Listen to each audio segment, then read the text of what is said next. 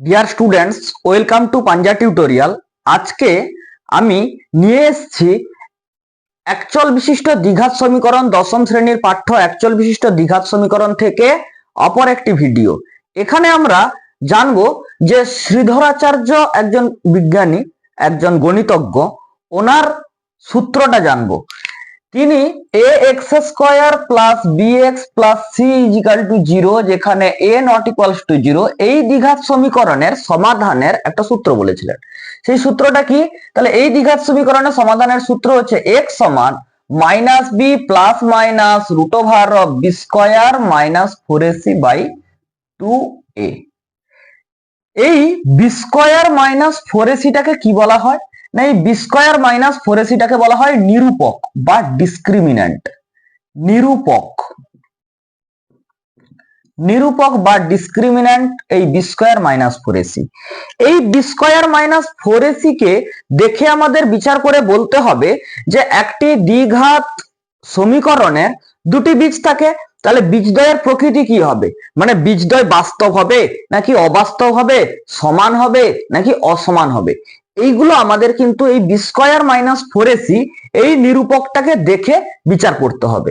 তাহলে যদি এই বি স্কোয়ার মাইনাস ফোর এসির মানটা শূন্যর থেকে বড় হয়ে যায়, তবে আমরা বলবো বীজদ্বয় বাস্তব ও অসমান। মানে দুটো বীজ থাকবে যারা সমান নয় অথচ তারা বাস্তব হবে। 2 নম্বর বলা আছে এই বি স্কোয়ার মাইনাস ফোর এসিটা যদি শূন্যর সঙ্গে সমান হয়ে যায় তবে হবে বীজদ্বয় বাস্তব হবে ও সমান। আর 3 নম্বর বলা হচ্ছে যদি এই বি স্কোয়ার মাইনাস ফোর এসিটা শূন্যর থেকে ছোট হয়ে যায় তবে বীজদ্বয় হবে অবাস্তব। আর অবাস্তব সংখ্যার আমরা কোনটা ছোট কোনটা বড় সেটা কিন্তু আমরা বিচার করতে পারি না। এবারে আমরা একটা উদাহরণের সাহায্যে দেখে নিই যে বীজদ্বয় কি হচ্ছে। তাহলে এক্সাম্পল 1 এরকম নিচ্ছি, 4x square plus 12x plus 9 equal to 0। তাহলে এখানে আমি দেখছি যে এই সমীকরণটিকে যদি আমি এই ax square plus bx plus c সমান 0 সমীকরণের সঙ্গে তুলনা করি তাহলে আমি পাবো a সমান 4, b সমান 12 আর c সমান 9। তবে এখানে আমি বি স্কোয়ার মাইনাস ফোর এসির মানটা বের করছি। B square minus four AC মানে কত না 12 হোল স্কোয়ার মাইনাস 4 ইন্টু 9।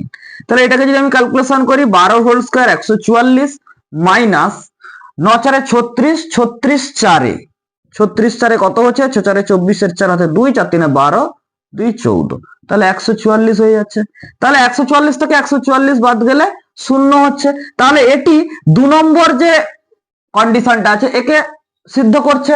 তার মানে দেখো বি স্কোয়ার মাইনাস ফোর এসির মানটা 0 হয়ে গেছে, তাহলে বীজদ্বয় কি হবে বাস্তব ও সমান হবে। তাহলে এর যে দুটো বীজ থাকবে তারা একই হবে এবং তারা বাস্তব হবে। তার মানে বলতে পারি আমি বীজদ্বয় বাস্তব ও সমান। তোমরা এই যে সমীকরণটা আছে দ্বিঘাত সমীকরণ আছে একে যদি তোমরা মিডিল টার্ম করো তাহলে দেখবে দুটো বীজই বাস্তব ও সমান পাবে। এবারে আমরা এক্সাম্পল 2 তে চলে যাই। এক্সাম্পল 2টা এরকম ভাবে নিচ্ছি, 4x square minus 16x plus 21 সমান 0। তাহলে এখানেও দেখো সমীকরণটিকে যদি আমরা ax square plus bx plus c সমান 0 এই সমীকরণের সঙ্গে তুলনা করি তবে a এর মান হবে 4, b এর মান হবে -16 আর c এর মান হবে 21। তাহলে এখানে আমি B square minus four AC এর মান বের করব। তাহলে B square minus four AC কত হবে -16 হোল স্কয়ার মাইনাস 4, a মানে হবে 4, c মানে হবে 21। এবারে -16 হোল স্কয়ার -16 গুণ করলে কত হবে না -16 গুণ করলে হবে 256 মাইনাস এটা কত হবে তাহলে 4 4 16, 16 একে 16, 6 হাতে 1, 16 দুনে 32 একে 33। তাহলে এটা আমার কত হলো না 6 থেকে 6 গেলে 0, এখানে 13, 8 5 13, তাহলে 80 -80 শূন্যর চেয়ে ছোট, অর্থাৎ বীজদ্বয় হলো অবাস্তব। তার মানে কিন্তু এই সমীকরণের কোনো সমাধান করা যাবে না, এর বাস্তব কোনো বীজ নেই, অর্থাৎ বীজদ্বয় অবাস্তব। এবারে আমরা একটা 3 নম্বর উদাহরণ নিয়ে নিচ্ছি। 3 নম্বর উদাহরণটা হচ্ছে 3x square minus 10x plus 3 সমান 0। এখানেও যদি আমরা তাকে ax² plus bx plus c সমান 0 এই সমীকরণের সঙ্গে তুলনা করি, তবে a এর মান কত হবে? a এর মান হবে 3, b এর মান হবে -10 আর c এর মান হবে 3।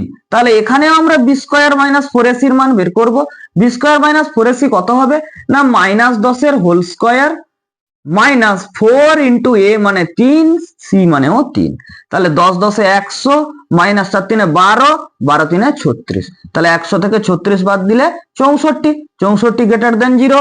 তার মানে আমি বলতে পারি যে বীজদ্বয়টা কি হবে? বাস্তব ও অসমান হবে। তাহলে এখানে হলো বীজদ্বয় অবাস্তব আর এখানে হলো বীজদ্বয় বাস্তব ও অসমান। তাহলে এইভাবে আমরা এই নিরূপক অর্থাৎ b² মাইনাস 4ac কে দেখে বলতে পারবো যে একটি দ্বিঘাত সমীকরণের বীজদ্বয় বাস্তব হবে নাকি অবাস্তব হবে, নাকি বাস্তব হলে বাস্তব সমান হতে পারে বা বাস্তব অসমান হতে পারে। তাহলে বাস্তব সমান হবে না বাস্তব অসমান হবে। এই ভিডিওটি যদি তোমাদের ভালো লাগে তাহলে লাইক করবে, শেয়ার করবে এবং কমেন্ট করবে। Thank you.